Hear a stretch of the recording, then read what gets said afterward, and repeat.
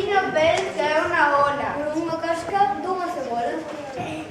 Ratiño, ratiño, xa estou de volta. Onde está o meu maridiño? Ratiño Pérez cae unha ola. Como aducendo este caldo? Que maravilla de aroma.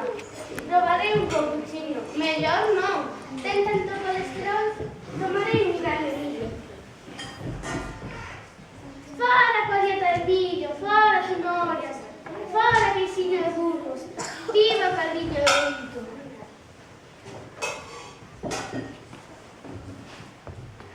Ai, que caldo, meu señor. Pois sí que está sabedor. Pero, que hai no fondo do prato? É a gravata do meu gato. Ai, que comín o meu marido. Ai, que comín o meu esposo. Ai, meu molinho sadoso. Ratiña chora, porque o ratiño cae unha ola.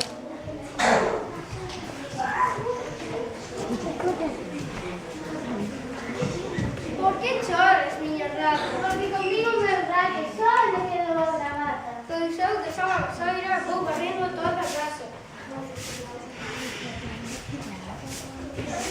Vasoira. Por que estás a barrer agora? Porque o ratiño caeu na ola. O ratiño Chora que chora. Pois eu que son unha muller vou me poñer a chover.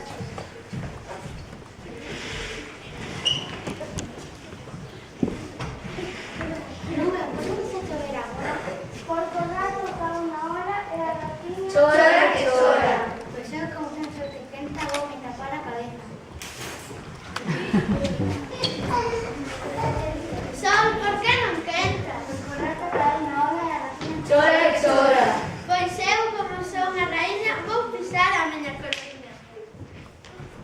Raíña, por que pisas a coroinha? Porque o ratiño caeu na ola e a ratiña Chora que chora.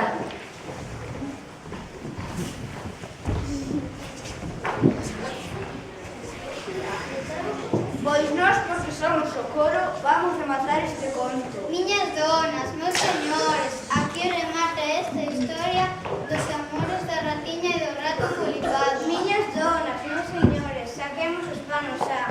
Imos todos chorar.